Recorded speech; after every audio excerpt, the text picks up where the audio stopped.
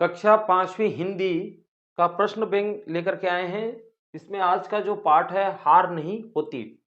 नीचे लिखे वाक्यों को ध्यान से पढ़ो और सही शब्द चुन करके वाक्यों को पूरा करो।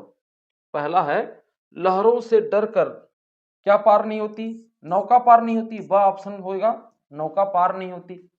फिर हम देखें दूसरा, असफलता एक क्या है? चुनौती है, स्वीकार करो।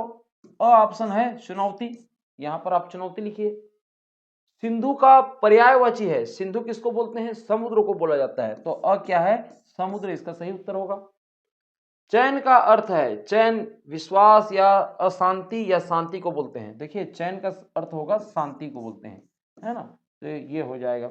इनमें से कठिन का उल्टा या उसका जो विपरीत अर्थ है क्या होगा उसको बताना है, तो कठिन का सरल होगा, तो ब ऑप्शन इसका क्या होगा? सरल, ये सही उत्तर होगा।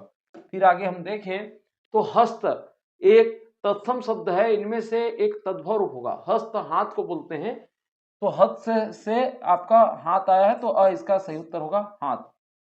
तद्भव किसको बोलते हैं? तद्भव संस्कृत से उत्पन्न जो शब्द होते हैं, है ना, संस्कृत क्या है? मूल भाषा संस्कृत है, तो उसको तत्सम बोला जाता है, और तद्भव उससे उत्पन्न हुआ शब्द है ना, तो हाथ होगा यहाँ पर। इनमें से शब्द का इनमें से शब्द का शुद्ध रूप है, इसमें से देखिए शुद्ध रूप कौन सा है? देखिए चुनौती है, च में जो है बड़े की मात्रा है, इसलिए ये गलत है। फिर यहाँ पर हम देखें चुनौती में त में छोटे की मात्रा है, इसलिए ये भी गलत है। सही इसका लिखावट ये है चुनौती। ठीक है, तो बच्चे इसको ध्यान देंगे। ऐसी बहुत सारे शब्दों को जब लिखते हैं तो वो मात्रा संबंधी त्रुटियां करते हैं, एक बार आप जरूर जो है पुस्तक से मिलान कीजिए। चैन की नींद सोना, इस मुहावरे का अर्थ है निश्चिंत रहना या निश्चित रहना या फिर निर्णय करना। तो चैन की नींद सोना यानी निश्चिंत रहना, तो यहां पर अ क्या हो जाएगा? निश्चिंत रहना। पुलिस को देख करके चोर क्या हो गया? चोर क्या हो गया? भाग गया, है ना, चोर भाग गया। इस प्रकार से आप लिख सकते हैं। इस वाक्य को उचित मुहावरे से पूरा करो। तो मैदान छोड़ करके भाग गया, या चैन की नींद सो गया, या खाली हाथ लौट गया। तो चोर को देख करके चोर पुलिस को देख करके चोर भाग गया, यानी मैदान छोड़ करके भाग जाता है वो, इस प्रकार से है। तो इस प्रकार से ऑप्शन इसका सही उत्तर होगा। इस वाक्य को ध्यान से पढ़ो और पूरा करो। पांडवों ने 12 वर्ष का वनवास सहा, किंतु हार नहीं मानी। किंतु हार नहीं मानी, यहां पर हार आप लिख सकते हैं। परीक्षा में सफलता प्राप्त करने के लिए तुम क्या क्या तैयारी करते हो? तो परीक्षा में सफलता प्राप्त करने के लिए आप जो तैयारी करते हैं उसमें से आप देखते हैं कि समय प्रबंधन को आप लिख सकते हैं कि मैं पहले से समय सारणी बनाता हूं और उसका पालन करता हूं, ताकि सभी विषयों को पर्याप्त समय मिल सके। फिर हम देखते हैं कि नोट्स बनाना। नोट्स बनाना महत्वपूर्ण जो बिंदु है, टॉपिक है, उस पर नोट्स बनाता हूं, ताकि परीक्षा के समय मुझे जल्दी से संदर्भ मिल सके, जल्दी से उसकी तैयारी हो सके। मॉक टेस्ट और प्रैक्टिस, तो पिछले वर्षों के प्रश्न पत्रों को हल करता हूं और मॉक टेस्ट देता हूं, ताकि परीक्षा के माहौल से परिचित हो सकूं। ये इस प्रकार से समझना, न कि रटना। आपको समझना है, इन चीजों को आप रटेंगे नहीं। आप समझिए कि किस तरह से प्रश्नों के उत्तर दिए जाते हैं। ये केवल इसीलिए आप लोगों के बस एक दिशा दिखाने के लिए है ना, आपके मार्गदर्शन के लिए है। मैं विषयों को समझने की कोशिश करता हूं और उन्हें रटने के बजाय प्रैक्टिकल दृष्टिकोण से हल करता हूं।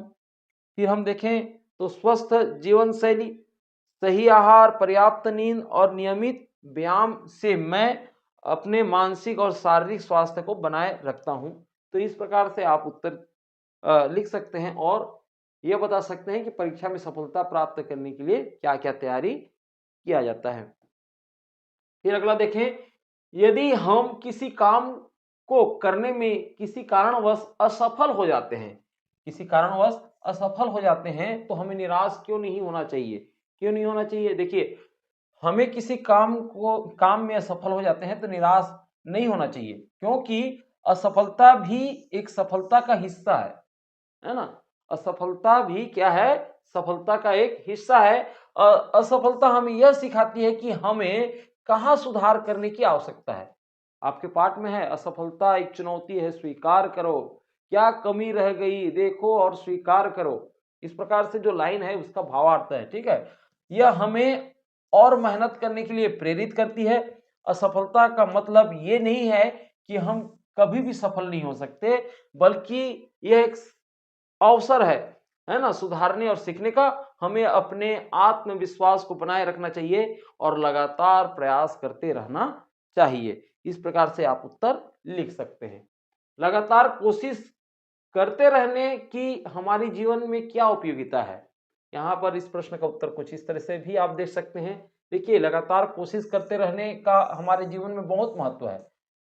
सफलता की ओर मार्गदर्शन, निरंतर प्रयास हमें सफलता की ओर ले जाता है, क्योंकि हर प्रयास हमें एक कदम और करीब लाता है।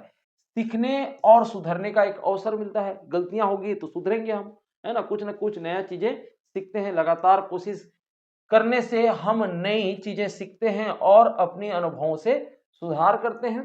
साथ में हम देखें, आत्मविश्वास में वृद्धि होती है, बढ़ोतरी बढ़ता है।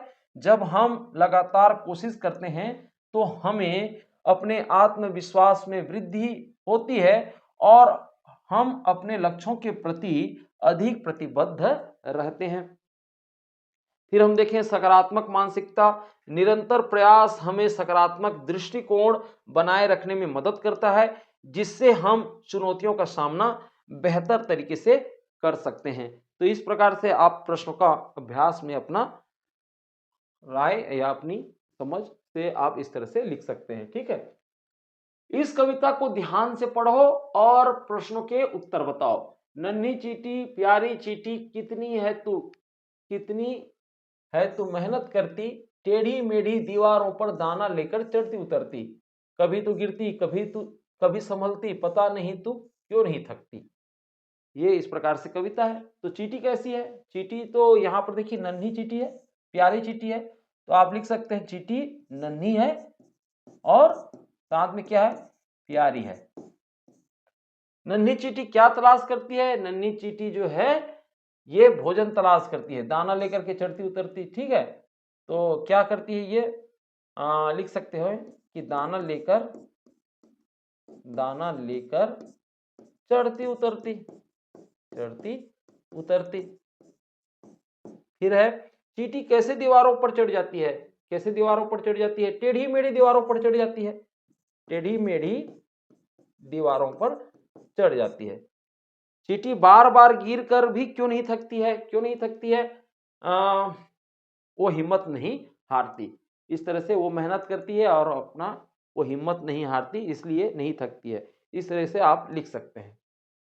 तो आशा है आप लोगों के समझ में आ गया होगा कि किस तरह से प्रश्न अभ्यास करने थे। आगे हम और प्रश्न अभ्यास लेकर के आ रहे हैं, आप हमारे साथ बने रहिए।